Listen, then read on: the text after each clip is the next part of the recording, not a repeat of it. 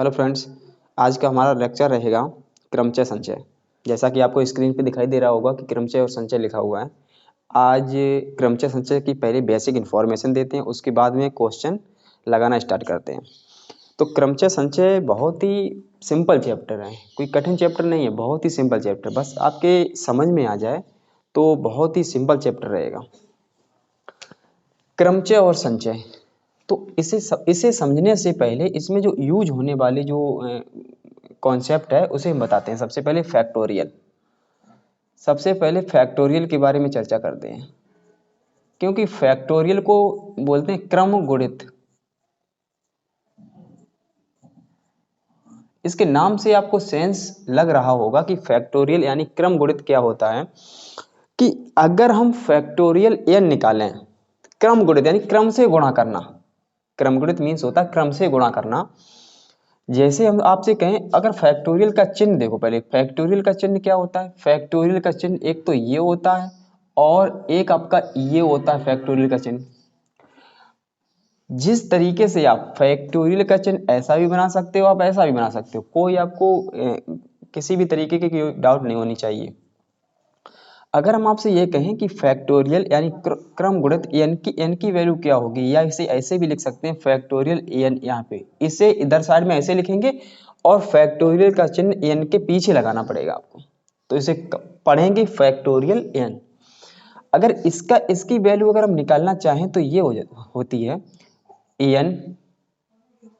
n minus 1, n minus 2, ऐसे dot dot dot. और ये जब तक चलता रहेगा जब तक 1 ना हो जाए, जब तक चलता रहेगा जब तक लास्ट में 1 तक ना पहुंच जाए। ये आपकी फैक्टोरियल की वैल्यू n की वैल्यू होती है।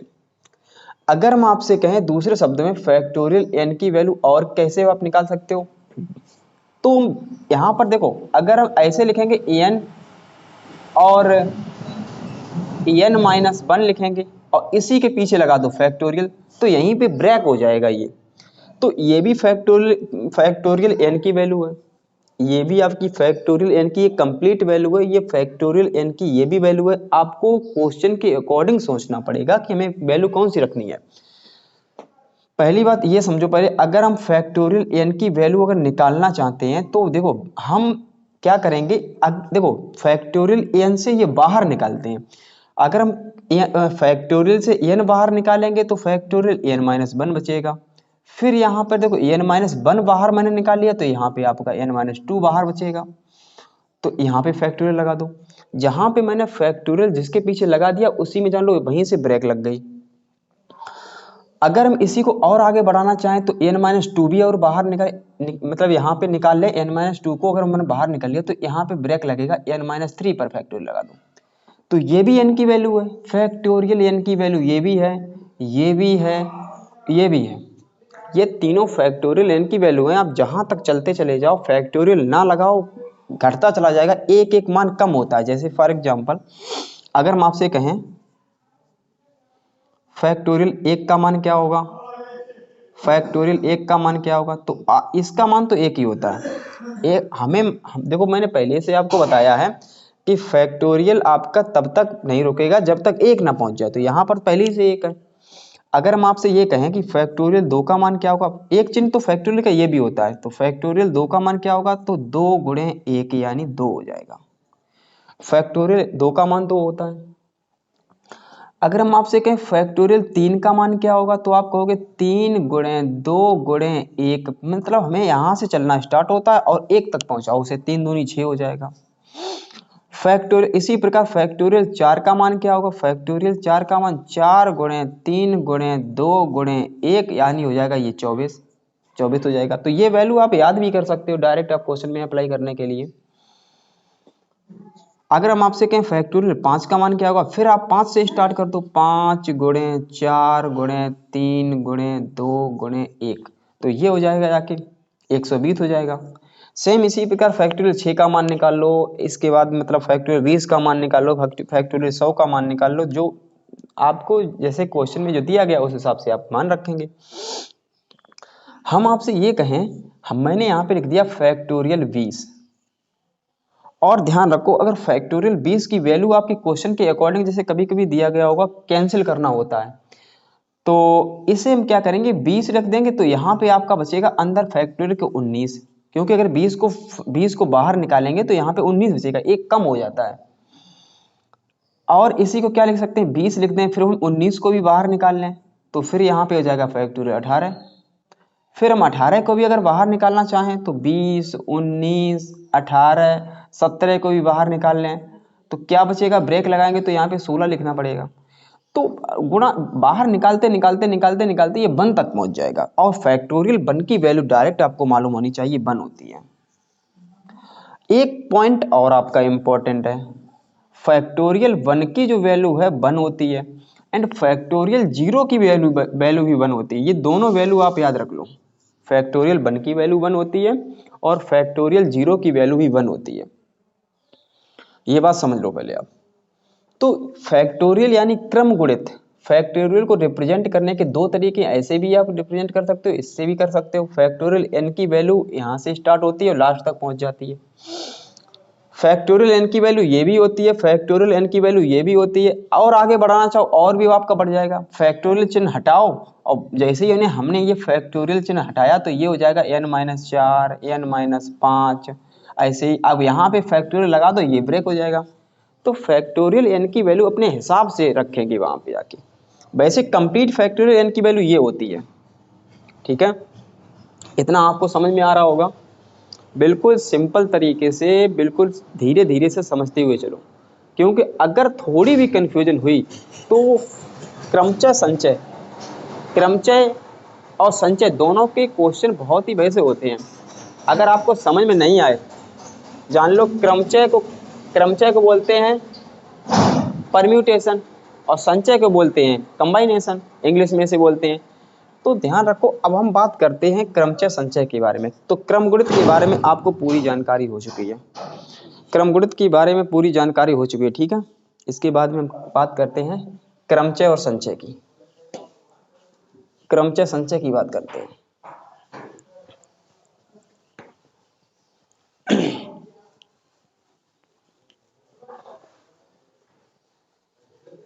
तो फैक्टोरियल का यूज इसमें बहुत ज़्यादा होगा, इसीलिए मैंने क्रमगुणित को पहले से बता दिया है। अब हम बात करते हैं क्रमचय की। क्रमचय को हम डिनोट करते हैं परम्यूटेशन से,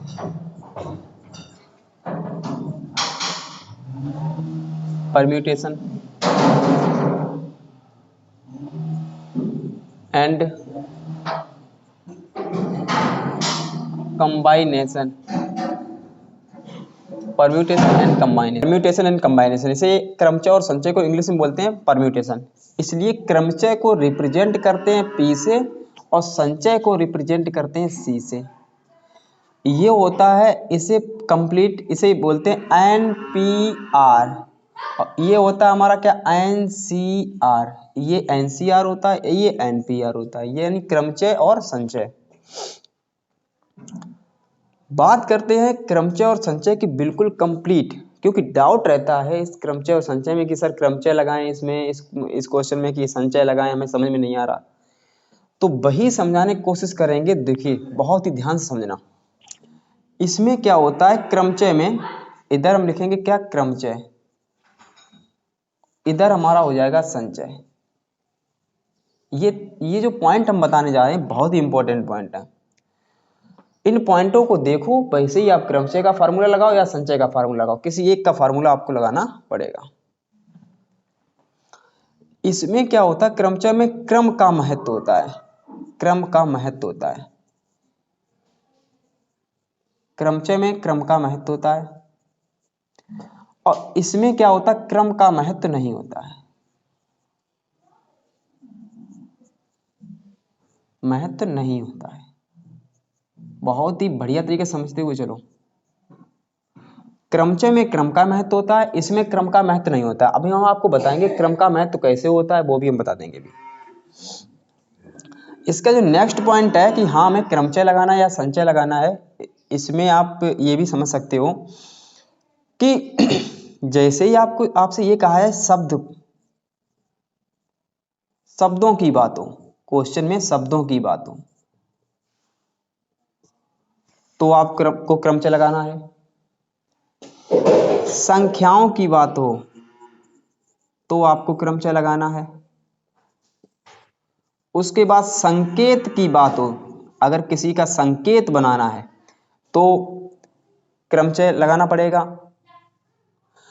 अगर कहीं पे विन्यासित करना लिखा हो, विन्यासित, कहीं पे विन्यासित करना है, किसी को विन्यासित करो या अरेंजमेंट करो, अरेंजमेंट, विन्यासित करना या अरेंजमेंट करना, किसी को बैठाना, विन्यासित मतलब बैठाना, या इसी को बोल सकते हैं सजाना। ये पॉइंट अगर कहीं पे मिल जाए आपको तो आप उसमें कह देना कि हमें क्रमचय, इस वाले क्वेश्चन में क्रमचय है और क्रमचय में एनपीआर का फार्मूला लगा देंगे। इसके बाद संचय क्या, संचय में क्रम का महत्व नहीं होता है, पहले पॉइंट ये है। इसे आप कैसे समझोगे कि इसमें संचय लगाना है? संचय में क्या होता है, चुनना होता है। जैसे 20 व्यक्ति दिए गए होंगे, 20 व्यक्तियों में 2-3 व्यक्तियों को चुनना है, तो चुनने के लिए क्या करना पड़ेगा, सिलेक्शन, यानी सिलेक्ट करना। सिलेक्ट करने के लिए क्या करेंगे, हम संचय का प्रयोग करेंगे। और क्या दिया गया, और ज्यामिति वाला जो भी आएगा, ज्यामिति से संबंधित,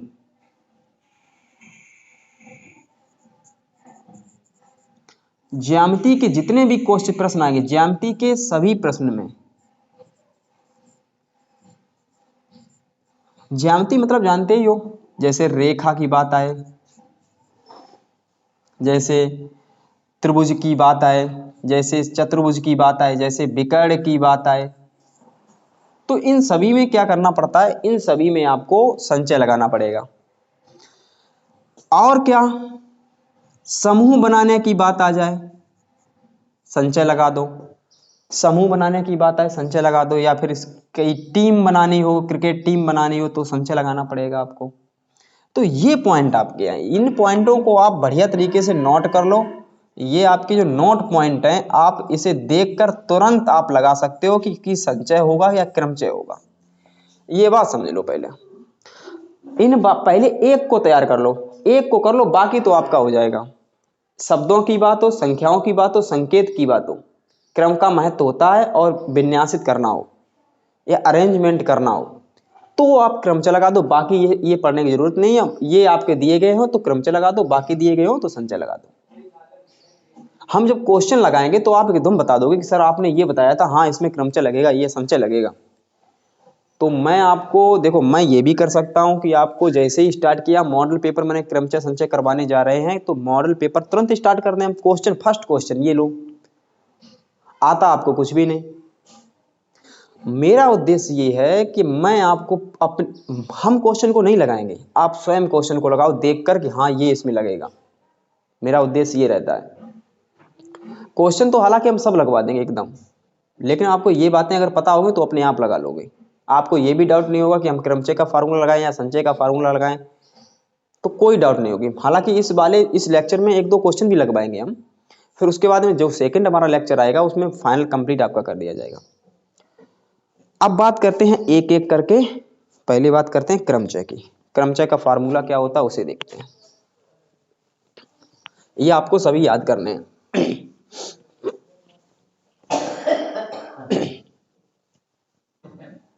देखिए,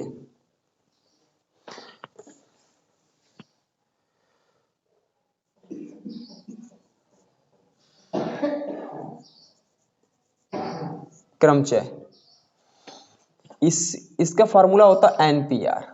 इसे पता कैसे लिखते हैं, एन विभिन्न वस्तुओं में से आर वस्तुएं लेकर हम लिख दें एन विभिन्न वस्तुओं में से आर वस्तुएं लेकर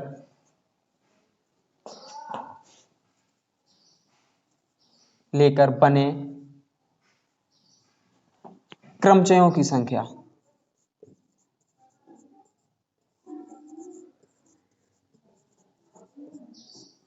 क्या होती है, बने क्रमचयों की संख्या एनपीआर होती है। बने क्रमचयों की संख्या इक्वल टू क्या होती है, एनपीआर। इसका जो फार्मूला होता है factorial n upon factorial n minus r. इसे ऐसे भी लिख सकते हैं factorial n upon n minus r factorial, ऐसे भी लिख सकते हैं। एक बात ध्यान रखना, मैं तीन संख्याओं को यानी a, b, c को यहाँ पे लिख रहा हूँ। इन तीनों संख्याओं को मैं अरेंजमेंट कर रहा हूँ यानी विन्यासित कर रहा हूँ यानी क्रमचय निकाल रहा हूँ। और तीन संख्याओं में दो संख्याएं लेकर कितने क्रमचय बन सकते हैं। और ध्यान रखना क्रमचय में क्या होता है, क्रम का महत्व होता है। हम दो दो संख्याओं को लेके चल रहे हैं। पहले तो ले लिया मैंने ए बी ले लिया, फिर बी सी ले लिया, फिर ले लो सी ए। अब फिर इसका अपोजिट कर दो, वी ए कर दो, सी बी कर दो, ए सी कर दो। तो इसमें कितने क्रमचय बने, इसमें क्रमचय 6 बने। क्रमशः इसमें क्रमचय की संख्या 6 आ गई, क्योंकि क्रम का महत्व होता है। नहीं तो आप लोग पढ़ते आ रहे हो कि सर ए बी को क्या बी ए नहीं लिख सकते, लिख सकते हो उसमें जिसमें आप सांख्यिकी पढ़ोगे तब। ए बी जैसे कोई दूरी है, ए बी को बी ए हम लिख सकते हैं, लेकिन यहाँ पे क्रमचय पढ़ रहे हो, क्रमचय में क्रम का महत्व होता है। ए बी को क्रमचय में बी ए नहीं लिख सकते क्योंकि ए बी है, बी ए है। अगर हम एनपीआर का फार्मूला अप्लाई करें तो एन की वैल्यू कितनी है, टोटल वैल्यू कितनी है, 3 है। और पी आर हमें कितने लेके चल रहे हैं, कितने लेके चल रहे हो, 2 लेके चल रहे हो। इसमें फार्मूला अप्लाई करते हैं फैक्टोरियल एन। फैक्टोरियल एन कितना है, 3 है। और फैक्टोरियल एन माइनस आर यानी 3 माइनस 2। आप कहोगे फैक्टोरियल 3 की वैल्यू होती है 1 तक पहुंचो इसे गुणा में लिखकर, ये हो जाएगा फैक्टोरियल 1। फैक्टोरियल 1 का मान तो 1 ही होता है, ऊपर हो जाएगा 6। फैक्टोरियल 1 का मान 1 होता तो आपका आंसर आ जाएगा 6। तो 6 क्रमचय बने, तो क्रमचय हमारे भी यहाँ पे 6 बन रहे हैं। छोटा सा एग्जाम्पल लिया इसीलिए आपने क्रमचय बना लिया। 20 20 25 25 जब संख्याएं 30 30 संख्याएं होंगी तो उसका क्रमचय बनाना संभव नहीं है। नहीं तो उसी में एक में टाइम लगा दोगे पूरा और वो भी गलत हो जाएगा आपका। तो फार्मूला फिर अप्लाई करना पड़ेगा। तो क्रमचय आपको समझ में आ गया होगा। अब बात करते हैं संचय की। संचय में ध्यान रखना क्रम का कोई महत्व नहीं होता है।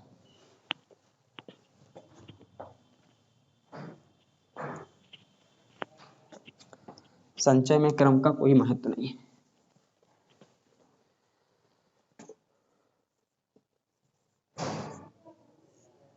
संचय यानी कंबाइनेशन, इसे रिप्रेजेंट करते हैं एनसीआर से। अगर इसे हम लिखें परिभाषा इसकी, एन विभिन्न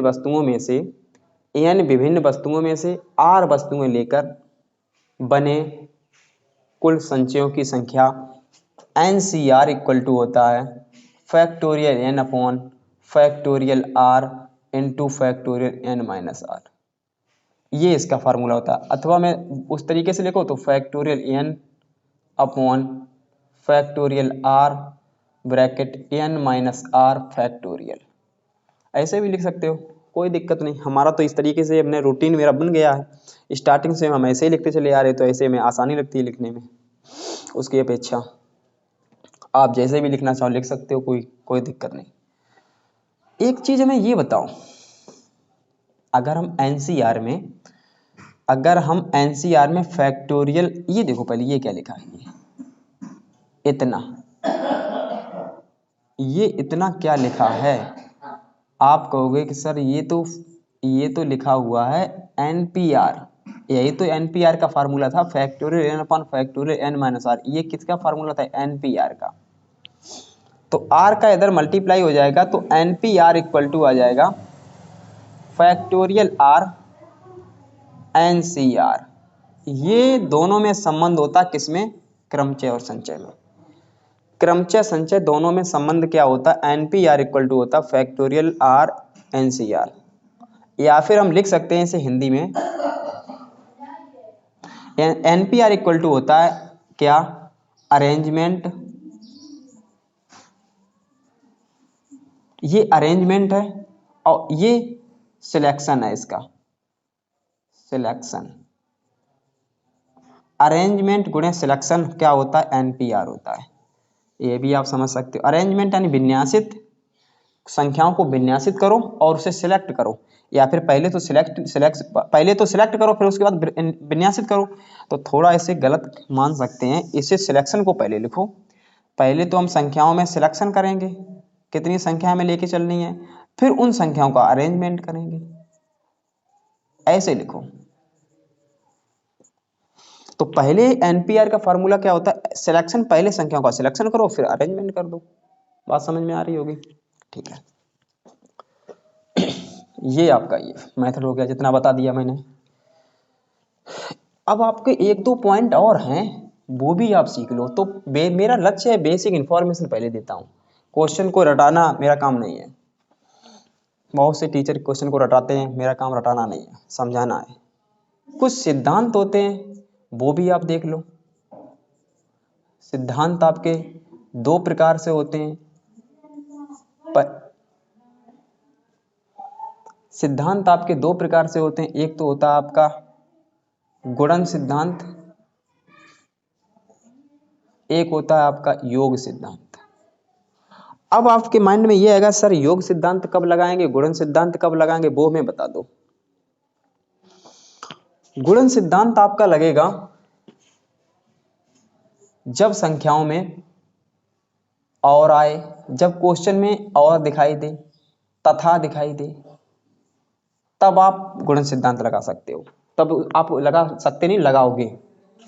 योग सिद्धांत कब आएगा, उसमें या आएगा, या आएगा, अथवा आएगा, उसमें आपका लगेगा योग सिद्धांत। कब ये सब पॉइंट क्वेश्चन में आपको फील करने पड़ेंगे, ये डायरेक्ट आपको नहीं दिया गया होगा, कभी कभी दिया गया भी होता है, कभी कभी नहीं दिया गया होता है। जैसे आप एग्जाम्पल के तौर पे कहो कि संचय में आपको कुछ समझाते हैं। जैसे आपके तीन स्थान है एबीसी, तीन स्थान एबीसी है। हम आपसे कहें बी से लेकर सी तक जाने के यहां पर तीन रास्ते हैं, और ए से लेकर बी तक जाने के चार रास्ते हैं। ए से लेकर बी तक जाने के चार रास्ते हैं। अब हम कहेंगे तुम यहां पे हो, ए पॉइंट पे हो, और आपको जाना है ए से बी, आपको ए से बी जाना है, ए से बी जाना है। आप कितनी प्रकार से ए से बी जा सकते हो, कितनी प्रकार से? तो आप कहोगे सर ए से बी में जाएं, फिर ए से बी तक जाएं, और बी से सी तक जाएं। तो इसमें और आ गया, ए से सी तक तो जाना ही जाना है, तो आप यही तो बोलोगे सर तो ऐसा करेंगे ए से हम बी तक चले जाएंगे, फिर उसके बाद में बी से सी तक चले जाएंगे। ठीक है, तो आप यही तो कहोगे सर ए से बी तक जाने के कितने रास्ते हैं, चार रास्ते हैं। फिर कहोगे सर फिर बी से सी तक जाने के कितने रास्ते हैं, तीन रास्ते हैं। तो आपके कुल रास्ते कितने हो जाएंगे, 12 रास्ते हो जाएंगे। कैसे हुए? कोई व्यक्ति यहां से आप यहां तक जाने के लिए ये रास्ता चूज करो, एक ऊपर वाला, फिर इससे चाहे यहां तक आगे, फिर एक इससे जाओ, चाहे इससे जाओ, चाहे इससे जाओ, तीन रास्ते हो गए। एक रास्ता यहां पे चूज करो तो यहां से जाने के तीन रास्ते हो गए। इससे जाओ तब भी तीन रास्ते हैं, इससे जाओ तब भी तीन रास्ते हैं, इससे जाओ तब भी तीन रास्ते हैं। तो इसका मतलब कितना हो जाएगा, जाके यहाँ पे कितने रास्ते हो जाएंगे, टोटल 12 रास्ते हो जाएंगे। चाहे तो आप ऐसे कर लो। ये आपका क्या है, गुणन सिद्धांत है। इसके बाद हम आपसे ये कहें, आप बी पे खड़े, आप यहां पे हो, हम आपसे ये कहें कि आप किसी एक स्थान पे जाओ, बी से किसी एक स्थान पर जाना।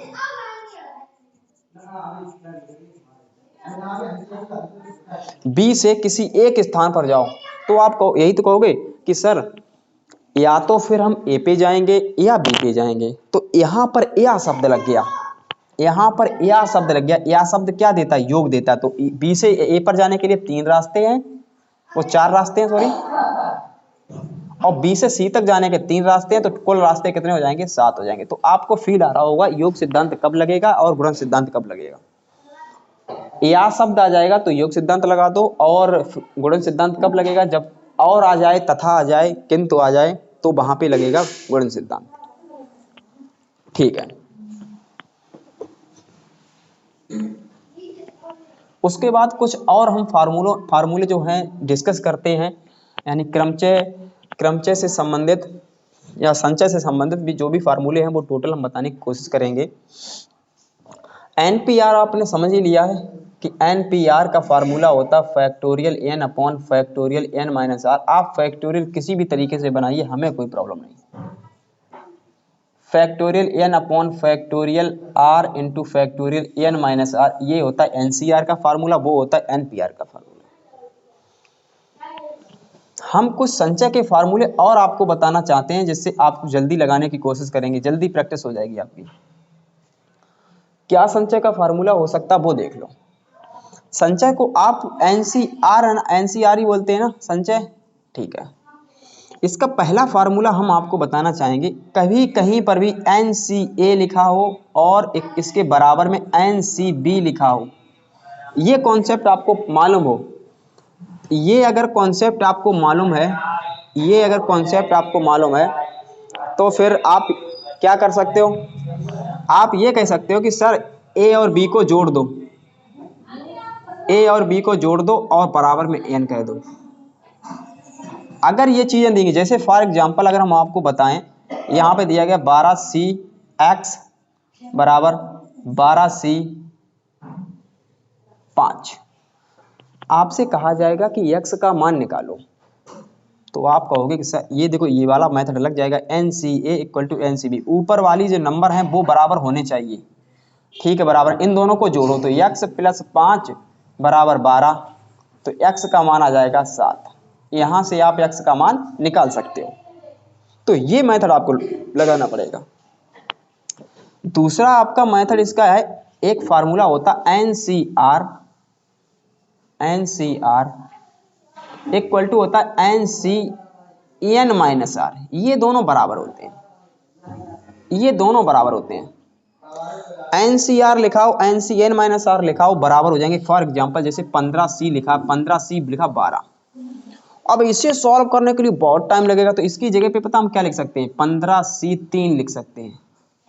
और 15C3 को पता क्या लिखेंगे, इसे डायरेक्ट इसका प्रसार कैसे करेंगे, तो 3 नीचे लिखा है, 15 को 3 फैक्टर में लिखो, मतलब 3 बार क्रॉस, 15 14 13, और नीचे क्या है 3 है, 3 गुणे 2 गुणे 1।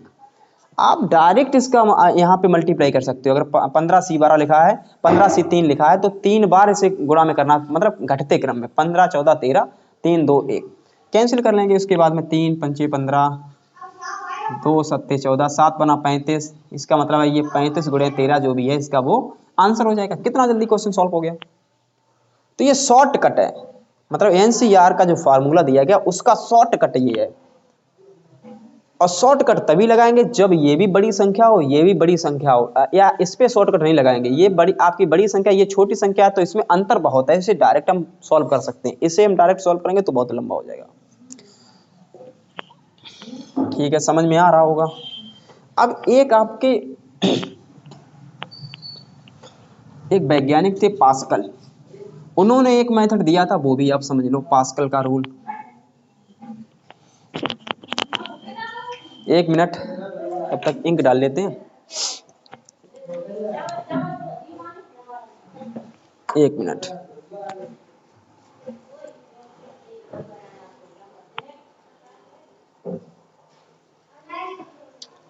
कम दिखाई दे रहा होगा क्योंकि इंक अभी खत्म हो गई थी ना, इसीलिए।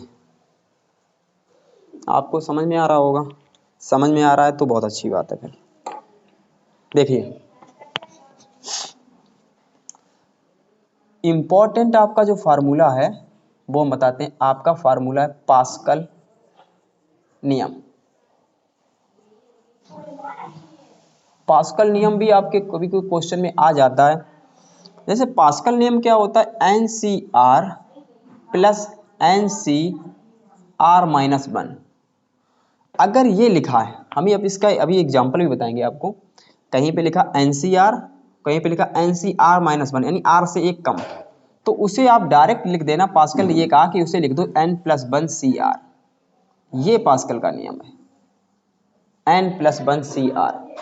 फॉर एग्जाम्पल अगर यहाँ पे लिखा है आपका 12C5, यहाँ पे लिखा है 12C4, इसे लिख सकते, 4 लिखा है तो इसे हम लिख सकते हैं 5 - 1।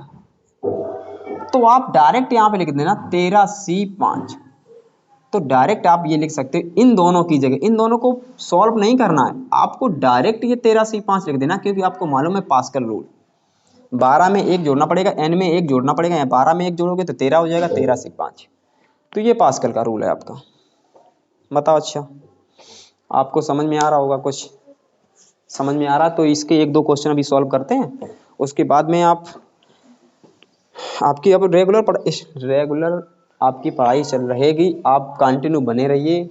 आपका जो पेपर है उससे पहले इस मंथ में आपका पूरा मैथ कंप्लीट कर देंगे, जनवरी में पूरा अनसॉल्व, पूरी किताब पूरा सॉल्व हो जाएगा, आपको इसकी टेंशन मत लीजिए। तब तक एक क्वेश्चन देखिए, एक क्वेश्चन आपको बिल्कुल भी सोचना नहीं पड़ेगा, इसमें दिया गया है 15PR बराबर दिया गया 2730 कहा गया है, इसमें R का मान बताइए, हमें निकालना है R का मान, निकाल लेंगे अभी, R का मान इसमें निकालना है।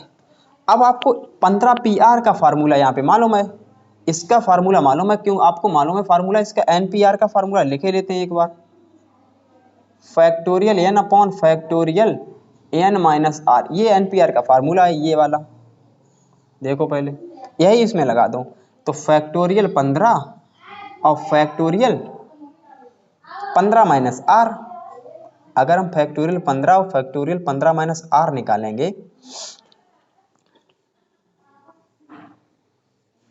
तो बराबर में दिया गया आपका 2730, ठीक है, बराबर में आपके कितने दिए गए 2730। अब इसे पता सॉल्व करने की कोशिश करते हैं।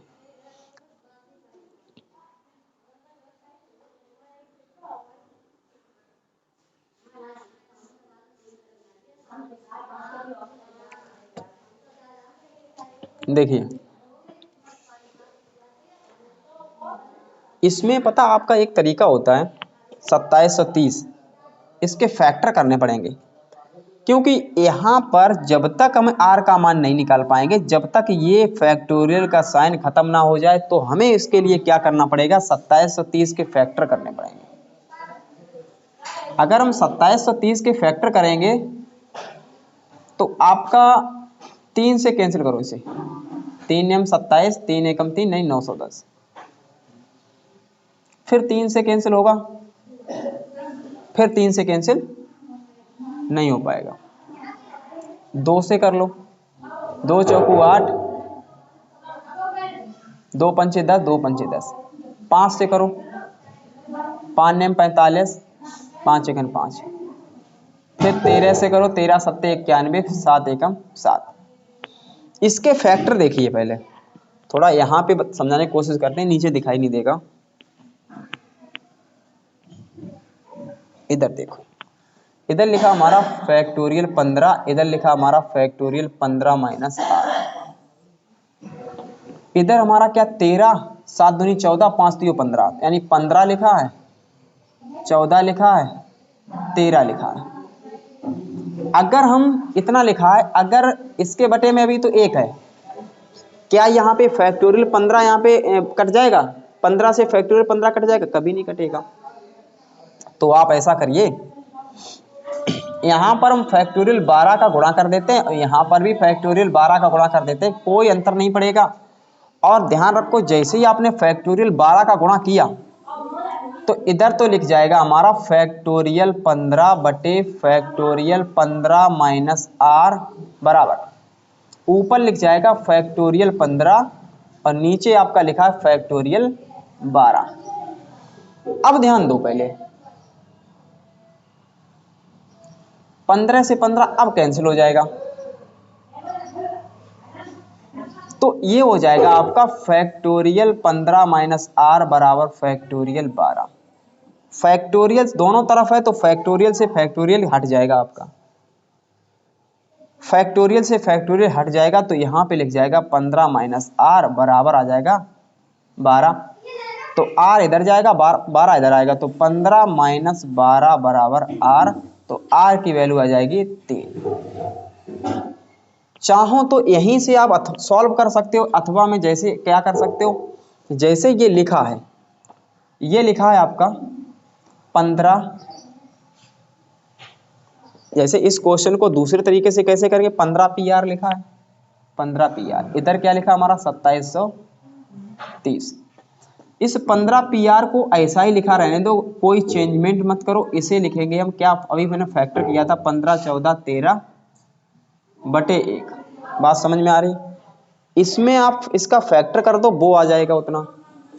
फिर 15 PR, 15 PR इसमें हम गुणा कर देंगे फैक्टोरियल 12 से, क्योंकि मैं फैक्टोरियल 15 बनाना चाह रहा हूँ। फैक्टोरियल 12 से गुणा, नीचे भी फैक्टोरियल 12 से गुणा, कैंसिल हो जाएगा, सेम वही लिखा है। ये तो लिखेगा मेरा 15 PR, ये लिख जाएगा ये लिख जाएगा पूरा। इसे मतलब 12 को ऐसे भी लिख सकते हैं 15 माइनस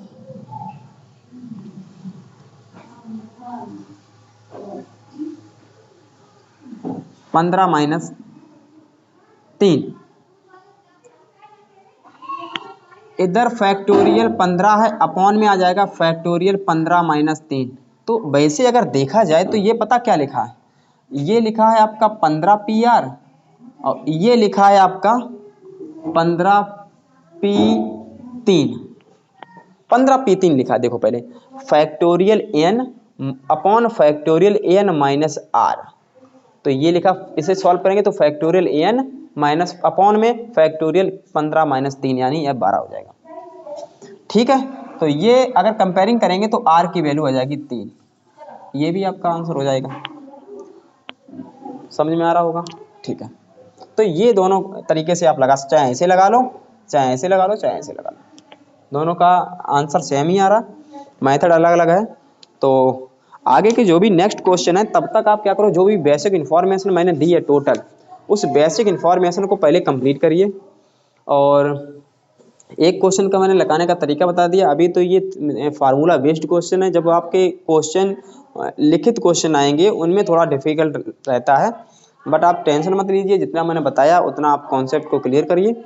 उसके बाद जो नेक्स्ट आपका लेक्चर रहेगा वो पूरा कंप्लीट क्रमचय संचय खत्म। ठीक है, आगे के लिए आप तैयारी करिए। धन्यवाद।